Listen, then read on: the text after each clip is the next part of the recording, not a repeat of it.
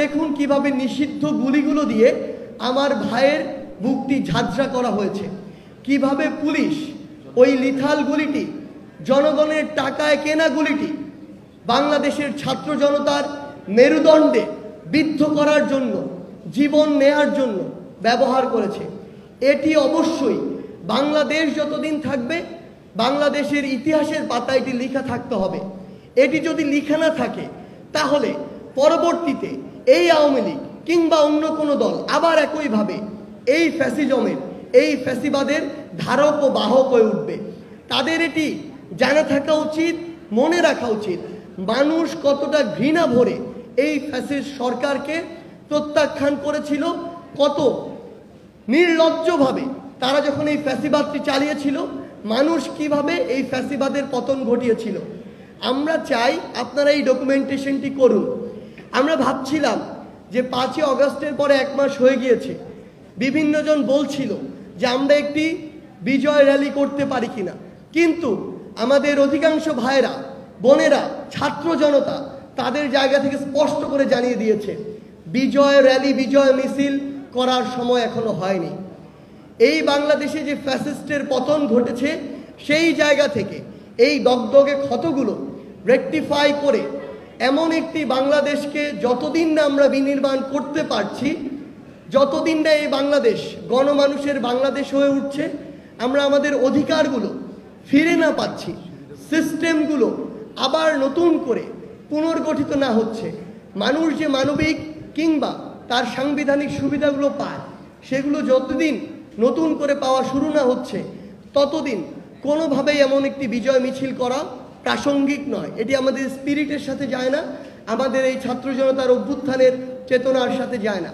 সেই জায়গা থেকে আমরা এই মুহূর্তে সবচেয়ে গুরুত্বপূর্ণ মনে করি আমাদের সেই ভাই বোনদের যারা এই ফ্যাসিস্ট সরকারের পতনের জন্য, আওয়ামী লীগের এই দুর্বিষহ শাসন ও শোষণ আমলের পতনের জন্য নিজের রক্ত দিয়েছে, জীবন দিয়েছে।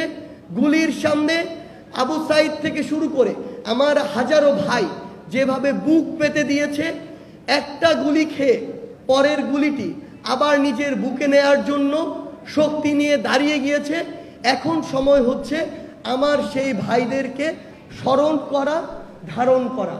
সেই জায়গা থেকে আমরা মনে করি যে আগামীকালকে 5ই সেপ্টেম্বর পুরো বাংলাদেশের প্রত্যেকটি জেলা, প্রত্যেকটি উপজেলা, প্রত্যেকটি ইউনিয়ন থেকে শুরু করে মহানগরের প্রত্যেকটি সেক্টর যেভাবে এক একটি যুদ্ধের সেক্টর হয়ে উঠেছিল সেই 5ই আগস্টের দিন কিংবা তার পূর্বের দিনগুলোতে, সেভাবে আগামীকালকে আবারও আমার ওই শহীদ ভাইদের স্মৃতিকে, স্পিরিটকে নিজের মধ্যে ধারণ করে আমার ওই যে আহত ভাইগুলো এখনো হাসপাতালের বিছানায় কাতরাচ্ছে, আমার যে ভাই বোনগুলো তাদের হাত হারিয়েছে, পা হারিয়েছে, চোখ হারিয়েছে, তাদেরকে স্মরণ করে, তাদের স্মৃতিকে ধারণ করে আমরা আগামীকাল 5 সেপ্টেম্বর আমাদের ছাত্র জনতার অভ্যুত্থানের 1 মাস পূর্তি উপলক্ষে আমরা একটি শহীদি মার্চ করতে চাই।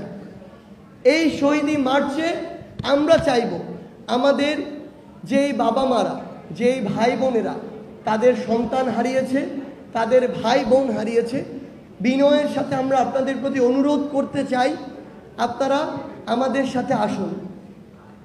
আপনারা যে ভার নিয়ে আজকে চলছেন, হাঁটছেন, আমরা সেই ভারের সঙ্গী হতে চাই। আমরা সব সময় আপনাদের সন্তান হয়ে, ভাই বোন হয়ে আপনাদের সাথে একইভাবে চলতে চাই। সেই জায়গায় আমরা চাইব পুরো বাংলাদেশের ছাত্র জনতা আবারও তাদের প্রত্যেকের জায়গা থেকে তারা এই শহীদি মার্চে অংশগ্রহণ করবে, যেখানে আমার শহীদ ভাইদের ছবি থাকতে পারে ফেস্টুনে। আমার শহীদ ভাইরা যেই চেতনাকে, যেই স্পিরিটকে ধারণ করে নিজের জীবন দিয়েছে সেই কথাগুলো থাকতে পারে। আমরা যে ওই ফ্যাসিস্ট যে কোনো সরকারকে আর কোনো দিন গ্রহণ করতে প্রস্তুত নই, আমরা যে তাদেরকে ঘৃণা করে প্রত্যাখ্যান করছি, করব, সেই মেসেজগুলো থাকতে পারে। আমরা অন্তর্বর্তীকালীন সরকারের কাছে কি চাই সেই বার্তাগুলো থাকতে পারে। আমরা কেমন বাংলাদেশ চাই সেই কথাগুলো থাকতে পারে।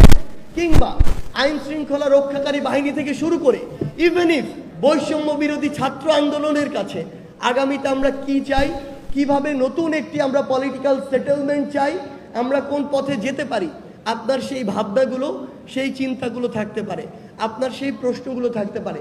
আমরা ব্যানারে, ফেস্টুনে, প্লে কার্ডে সেই জিনিসগুলো দেখতে পাই এবং দেখতে চাই। এবং আমরা আমাদের ছোট ভাই বোনেরা যারা রয়েছেন কিংবা যারা বড়রা রয়েছেন, যারা ছবি আঁকেন, ছবি এঁকে নিজের মনের ভাব প্রকাশ করেন, আমরা সেগুলো দেখতে চাই।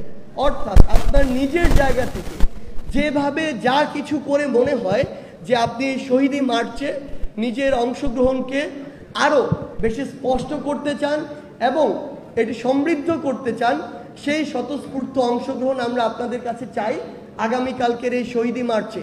আমরা যদি আমাদের ঢাকার রুটটি বলি, তার পূর্বে একটি জিনিস বলতে চাই। 5ই আগস্ট সকাল 10টায় যখন বৃষ্টি হচ্ছিল, 11টার দিকে অ্যাপ্রক্সিমেট যখন আবার আমাদের সকল ইন্টারনেট বন্ধ করে দেওয়া হলো, কিংবা 12টার দিকে ইন্টারনেট আসার পরেও আমাদের 2টায় যখন শাহবাগে একত্রিত হওয়ার কথা ছিল, তার ঠিক 2 ঘন্টা পূর্বেও কিন্তু পুরো বাংলাদেশের ছাত্র জনতার মধ্যে এটুকু চিন্তা কাজ করছিল যে আমরা যে জন্য নিজের জীবনের রিস্ক নিয়ে শাহবাগের দিকে ছুটে যাব সেটি সফল হবে কিনা। কিন্তু তার ওই চিন্তায়, চেতনায়, স্পিরিটে, আগ্রহে কিংবা তার ওই যে মনের যে একান্ত চাওয়া যে এই ফ্যাসিবাদের পতন ঘটাতে হবে, সেই জায়গায় কিন্তু বিন্দুমাত্র কমতি ছিল না। তারপরও ওই 2 ঘন্টা আগে সামান্য যদি মনের কোনো আশঙ্কাও থাকে, সেটি নিয়েও সবাই যখন নেমে পড়ল, তখনও এই ভাইরা, এই বোনেরা যারা বুক পেতে দিয়েছিল, তারা কিন্তু নিশ্চিত ছিল না এই ফ্যাসিস্টের পতন হবে কিনা। কিন্তু 3 দিক থেকে, ওই উত্তরার দিক, উত্তরা বিএনএসের দিক থেকে বলি, বসুন্ধরা, রামপুরা, বাড্ডা, বনশ্রী, প্রগতি সরণির ওই 1 নম্বর 2 নম্বর সেক্টরের দিক থেকে বলি, কিংবা আমার এই চিটং রোড, শনিরাখড়া, যাত্রাবাড়ি এই একটি সাইড দিয়ে বলি, এই 3টি সাইড সহ পুরো ঢাকার সকল রাস্তা দিয়ে যখন এক প্রকার আবাবিল পাখির মতো লক্ষ লক্ষ মানুষ রাস্তায় নেমে আসে, তখন ওই ফ্যাসিস্ট সরকারের পতন হয়, তারা দেশ ছেড়ে পালাতে বাধ্য হয়। সেই জায়গায় আমরা বিশ্বাস করি, আমরা চাই আগামীকালকেও সেইভাবে গণজোয়ার নেমে আসুক। এবং আমরা আমাদের জায়গা থেকে একটি জিনিস বলতে চাই, যে যেখান থেকে যেভাবেই পারেন, আমাদের ঢাকায় সেন্ট্রালি আমাদের এই শহীদি মার্চটি শুরু হবে ঢাকা বিশ্ববিদ্যালয়ের রাজু ভাস্কর্যের সামনে থেকে। আমরা চাই এই পয়েন্টগুলো থেকে, ঢাকার প্রত্যেকটি পয়েন্ট থেকে, আপনারা চাইলে ব্যক্তিগত উদ্যোগে আসতে পারেন, আপনারা চাইলে ওই পয়েন্টগুলো থেকে একত্রিত হয়ে আবার আপনাদের ব্যক্তিগত কোনো উদ্যোগে নির্দিষ্ট কিছু যানবাহনের মাধ্যমে আসতে পারেন। এটি আপনারা নির্ধারণ করবেন। এটি আগামীকাল বিকাল 3টায় ঢাকা বিশ্ববিদ্যালয়ের রাজু ভাস্কর্যের সামনে থেকে শুরু হবে। আমি রুটটি বলছি, আমাদের শহীদি মার্চের রুট হবে রাজু ভাস্কর্য থেকে শুরু করে নীলক্ষেত হয়ে নিউ মার্কেট, কলাবাগান, এরপরে ধানমন্ডি পার হয়ে মানিক মিয়া এভিনিউ হয়ে, অর্থাৎ সংসদ ভবনের সামনে দিয়ে ফার্মগেট, কাওরান বাজার, শাহবাগ, আবার রাজু ভাস্কর্য হয়ে আমাদের জাতীয় শহীদ মিনারে গিয়ে শেষ হবে। এবং সেখানে আমরা প্রত্যাশা করি আমাদের শহীদ পরিবারের একজন মা, একজন বাবা, একজন ভাই, একজন বোন তাদের জায়গা থেকে তাদের চাওয়াগুলো বলবেন, তাদের অনুভূতিগুলো বলবেন এবং পরবর্তী বাংলাদেশের তরুণ প্রজন্মের কাছে, ছাত্র জনতার কাছে তারা কি চান সেটি তারা তাদের জায়গা থেকে উপস্থাপন করবেন। কেমন একটি বাংলাদেশ তাদের প্রত্যাশা, আমরা কিভাবে তাদের পাশে তাদের সন্তান হয়ে, ভাই বোন হয়ে থাকতে পারি আগামীর প্রত্যেকটি দিন, সেই জিনিসগুলো তারা তাদের জায়গা থেকে উপস্থাপন করবেন। এবং আমরা আপনাদের কাছে অনুরোধ করি, বিনীত অনুরোধ করি, বাংলাদেশের যারা মিডিয়া কর্মী ভাইরা রয়েছেন, আমরা বিশ্বাস করি আপনারা অধিকাংশই আপনারা আপনাদের যে জার্নালিজমের যে স্পিরিট সেটি আপনারা ধারণ করেন। আপনাদেরকে বাধ্য করা হয়েছিল, চেপে ধরা হয়েছিল, আপনাদের পাবলিশ করা নিউজটি মুছতে বাধ্য করা হয়েছিল। আমরা আমাদের আন্দোলনের সময় দেখেছি, সত্যি একটি হেডলাইন যখন গিয়েছে কয়েক মিনিট পরে সেটি মুছে দেওয়া হয়েছে। কোন ফ্যাসিস্টের চাপে এগুলো করা হয়েছে এটা আমরা জানি, কিন্তু এখন আপনাদের এই বাধাগুলো নেই।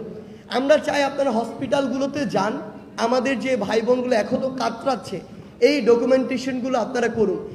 এগুলো ইতিহাসের সবচেয়ে বড় অংশ হয়ে থাকবে। 71-এ এই আধুনিকায়ন ছিল না, এই মিডিয়া ছিল না, আমার এই প্রচার মাধ্যম ছিল না, এখন আছে। এখন যদি আজকে থেকে 100 বছর পরে আমরা সত্যি তথ্যগুলো পুরো বাংলাদেশের পরবর্তী প্রজন্মের সামনে না তুলে ধরতে পারি, এই ব্যর্থতার দায়ভার, এই লজ্জার দায়ভার, এই সীমাবদ্ধতার দায়ভার আমাদের প্রত্যেককে নিতে হবে, যার ভার অনেক শক্ত, যার ওজন অনেক বেশি।